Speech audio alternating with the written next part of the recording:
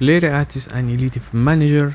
He has 2 top 5k finishes in addition to 4 top 10k finishes. His best ever finish was in 2014 when he was ranked as 2258. This consistency is for a reason. He has some tips in selecting his team and some concerns about some teams and players. Sometimes you overlook it. These details make him consistently an elite FPL manager.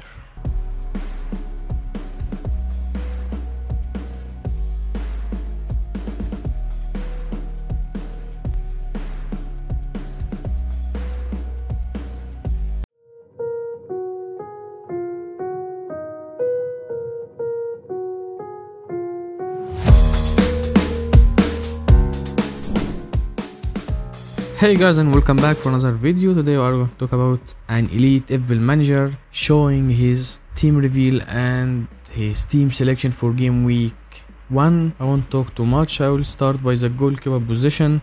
He prefers having a 4.5 million goalkeeper. Currently he owns Steele from Brighton. He plays for a strong team with easy fixture. To start the season, Areola may be a placeholder for a playing 4.0 million keeper, but we haven't found one yet.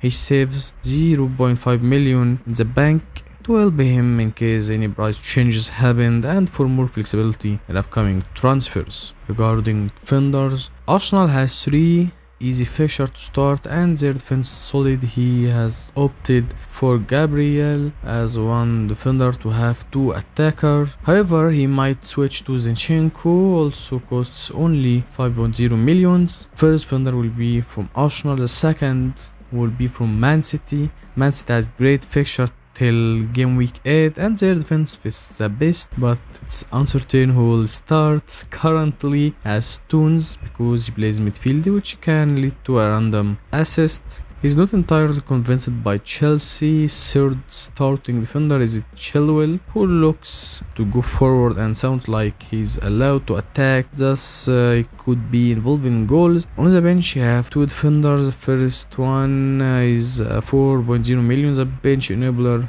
Bill from Luton, and the second one will be a 4.5 million placeholder Udogie, who started in pre-season games for Spurs. Other good 4.5 millions option include Henry from Brentford and Botman from Newcastle United, but I hesitated about Botman due to the tough early fixture. By the way, he doesn't own Stubinian nor Mitoma. Both are great options for him, but you just can't have them all. But he might end up getting one or both of them in his final team for game week 1. I have a comment on his defensive picks. It looks like he's following the preseason very well. He is up to date game after game. Udogie and Chilwell suggest that and I believe watching the preseason games is important to learn more about new coaches and some new signings. This is why I share with you elite FPL managers team, not to copy it. It's to learn how to take proper decision, how to think and play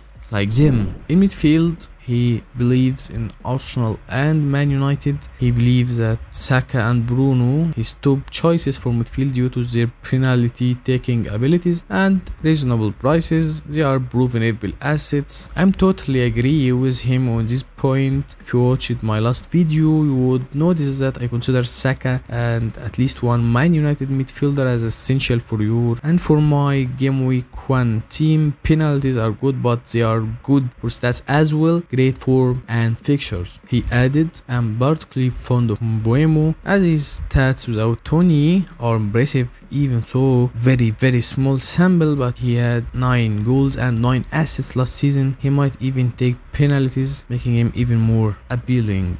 Rashford's incredible run after the World Cup makes him worthy investment if he starts the season with a similar form. However, I don't want to double up on Man United attackers at the beginning. Nakamba is his bench player and a placeholder for a 4.5 million midfielder, and I hope more attacking options emerges. In my opinion, Nakamba is the best bench enabler in midfield. Getting a starting attacking midfielder for only 4.5 million reminds me of Andre Pereira last season. Great pick and highly recommended for any managers going on only 4 midfielders. He's going with 3 forwards. He believes in the formation of 3-4-3.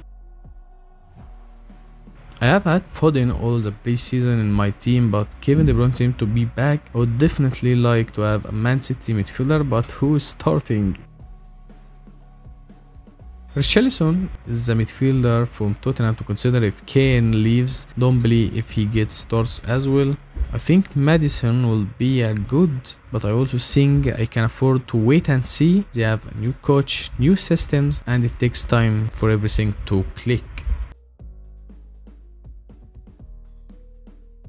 My midfielders, except Nakamba, comes first, then can add Mitoma. Third one will be Foden due to his expected minutes, and the fourth one will be Maddison. Regarding forwards, it seems Haaland is a must have for any team as expected to score the most points. Gabriel Jesus is an affordable option from last year's second best team. While not the most clinical, he should get opportunities to score this season. But why Jesus over Martinelli? It's just about the structure and value. He don't want to take two midfielders spots from Arsenal players. He can have Jesus, which hopefully delivers similar numbers as Martinelli. His plan is to start with 3 forwards. He believes many forwards he can get later on during the season. There's a fact that no good 4.5 million strikers, and he don't want to keep money in the bench. He also added that he wants one Liverpool player. Darwin's underlying stats are very impressive, however he will need to wait to get a confirmation of the starting front 3 alongside Mo Salah from Liverpool. If there are no answer before game week 1, I think he will consider other options. There are many good forwards in this price range this year. He might switch to another forward, Gakpo, Nkunku, Watkins, and even Brighton forward. There are plenty options. Nkunku is decent pick, but still not sure about his expected minutes. He believes Watkins is a solid pick, he is safe and could keep him till December. Chelsea players are attractively priced. I would like to have a maximum 1 player from Chelsea from the start. Now it's Chilwell. They start against Liverpool, which he'll wait and see even more.